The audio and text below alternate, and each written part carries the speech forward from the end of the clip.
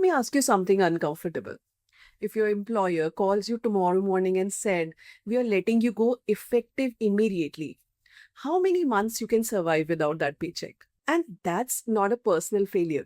It's a design flaw in how most of us were taught to think about money. We were raised to believe one thing: trade time, get paid. Show up, get paid. Stop showing up, stop getting paid. But here is what the people who never have to worry about losing a job figured out a long time ago. You don't just need income. You need income that doesn't require you to show up. Today, I'm going to walk you through three specific assets that can generate that kind of income. Income that flows to you whether you are sitting at the desk or on a beach. These aren't get a rich quick schemes. They are not magic. They require real money, real time, and real discipline. And if you are willing to commit, they work. Let's get into it. Asset number one: dividend paying ETFs. Most people think the stock market works like this: buy a stock, hope it goes up, sell it, profit. That's one way to use it. But there is a quiet strategy sitting in plain sight, and it's far more powerful. You can pieces of businesses that pay you a share of their profits automatically on a schedule without you doing anything. That payment is called a dividend, and the compounding effect of reinvesting those dividends is one of the most underappreciated forces in personal finance. The reinvestment flywheel. Here is the part most people miss about dividends. The payment isn't the real power. Reinvesting it is. Dividend: buy more shares. Those shares produce more dividends, and the cycle repeats. This is the compounding flywheel. Year 1, slow. Year 10, momentum. Year 20, it can fund your independence. This is how investors eventually reach the point where the dividends income alone pay their bills, while the original investment stays completely untouched. Why ETFs instead of picking stocks? There is a temptation to just pick one great dividend company, but that comes with a risk. A single company can cut its dividend at any time. A bad acquisition, new management, industry shift, and suddenly the dividends disappear.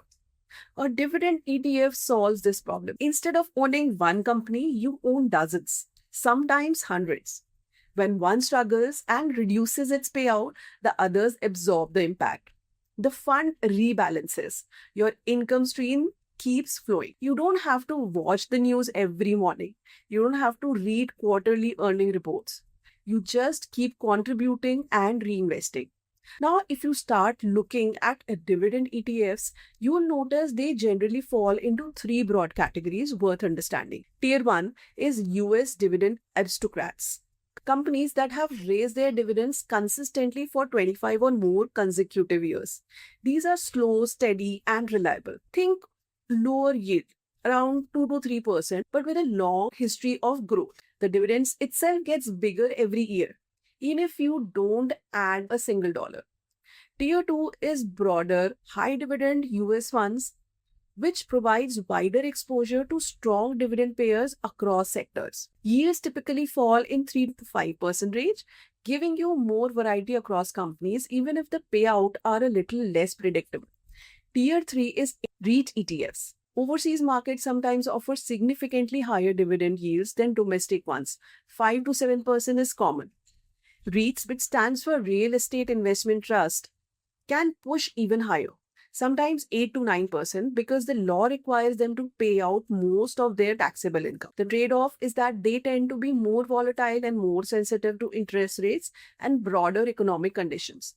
The real power isn't the yield percentage. It's yield into time into reinvestment. That combination is what turns the modest portfolio into the machine that pays your rent. Asset number 2, rental real estate. I want to start this section with one advantage real estate has over almost every asset: leverage. With stocks, you invest your own money. $50,000, buy 50,000 of the stock. That's it. The bank does not call you and say, "Hey, here is $200,000 to invest alongside your $50,000. That doesn't happen with equities. With real estate, it does. Banks will lend you several times your own capital to purchase a cash flowing asset, because the asset itself serves as a collateral. This is the leverage advantage. It's the real reason investors can scale their income so much faster than almost any other strategy. Here is what that actually looks like in practice. Suppose you have $60,000 saved. In a stock market, you buy $60,000 worth of assets. In real estate, you spend same $60,000 as down payment. In real estate, that same $60,000 as a down payment on the right property could control a $300,000 asset. Now you're building equity and collecting income on 5 times the capital you actually deployed. But leverage is only one part of the story. Rental real estate actually creates several different types of returns at the same time. The 4 returns of rental real estate, most people think rental property gives you just one return, cash flow. But in reality, rental property produces 4 different returns. Let's go through them. First, cash flow, the monthly net income after all expenses. This is your immediate income stream. Size it correctly and it pays you from day one. Return number 2, equity buildup. Every month your tenant pays rent, a portion of your mortgage gets paid down. Slowly, your ownership stake in the property grows, financed entirely by someone else's payment. This is wealth accumulation that doesn't require you to write a check. Rents tend to rise with inflation. A property that rents for $1,800 today may reasonably rent for $2,400 in a decade, purely due to inflationary pressure. Your mortgage payment, meanwhile, stays largely fixed. The gap between these two numbers widens in your favor over time. Return number 4, tax advantages. This is the one that separates real estate from almost every other investment in the tax code. Add in business expenses deductions, insurance, professional fees, travel to inspect properties, and the skilled accountant can dramatically reduce your effective tax rate as a real estate investor.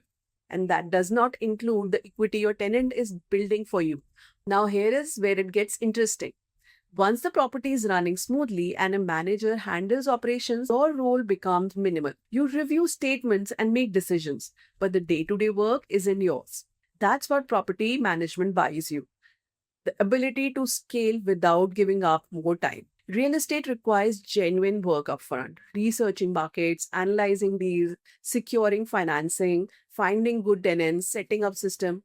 I would not pretend otherwise, but the payoff, multiple income streams, accelerating equity, significant tax advantages, and inflation protection is unlike almost anything else available to an individual investor. Again, this is not an investment advice. This is just an education on how these things work. You should connect to an investment financial advisor or an expert in that domain for doing these things in reality. Asset number 3, owning a business. Let's separate two words people often confuse: self-employment and ownership. They are not the same thing. If a self-employed person trades their time for money at a higher rate, they work, they earn. They stop working, they stop earning. They have essentially created a job for themselves, sometimes a very good job, but a job nonetheless.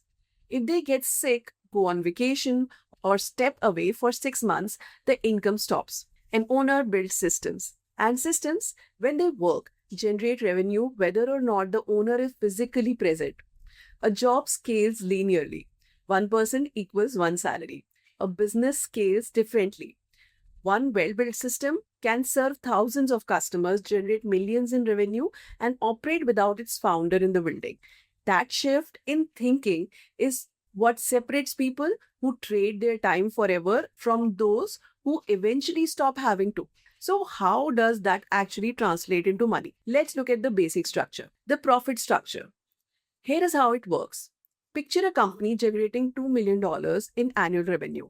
Subtract everything it takes to run the business: staff salaries, rent, technology, marketing, operation. Let's call it $1.3 million in total expenses.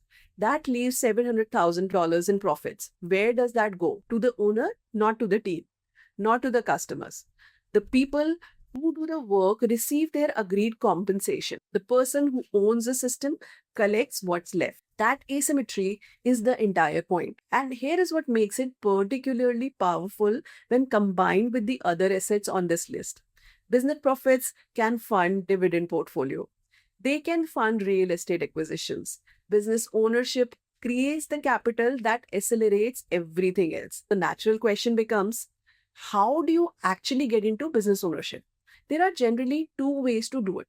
Option one is building from scratch. You identify a skill, a problem worth solving, and a market with underdeserved demand, and you build something around it. This path is slow, uncertain, and brutally humbling in the early stages. How hard could it possibly be? The answer is always significantly harder than your optimism predicted. But building something from nothing and eventually having it run without you, that's a specific kind of freedom nothing else quite replicates. Option two is acquisition. Buying a business that already exists. An established business already has customers, cash flow, trained staff, and systems in place. You are not starting at zero. You are buying an asset that already produces returns. The challenge, you need significant capital, often several $100,000 minimum, strong due diligence skills, and ideally industry knowledge. And smaller acquisitions almost always require active owner involvement, at least until you can hire the right operators. But there is another dimension to business ownership that most people overlook: the exit value nobody talks about, alongside dividends and rental income. A business is itself an asset you can sell. A profitable, well run business often sells for 26 times its annual profit, sometimes even more. This means a business generating $300,000 in annual profits might be worth $600,000 to $1.8 million to the right buyer. You earn income while owning it, and one day you may sell it for a large sum. That is the wealth building outcome no dividends ETF or single rental property can match in itself in terms of pure upside. The catch, and I'll say it this clearly, is the most businesses fail. Most businesses that don't fail still require enormous ongoing effort. The business graveyard is full of people who heard passive income from businesses and assume passive means easy. It doesn't mean easy. What it means is that with the right systems, the right team, and the right model, the income eventually becomes less dependent on your daily involvement. That takes years, not months. But for someone with patience and the drive, the upside has no ceiling. That's the deal. Closing thoughts. Three assets, three different paths, but the goal is the same: generating income that doesn't depend on your time. With dividend ETFs, you can start small, reinvest consistently, and let the compounding flywheel build momentum over years, even decades. Rental real estate lets you use leverage to buy income producing properties, generate multiple returns at once, and build a portfolio that's managed instead of constantly babysat. With business ownership, the goal is to build or acquire systems that generate profits without relying on your daily hours, with the possibility of an exit that can transform your family's financial future. None of these are shortcuts.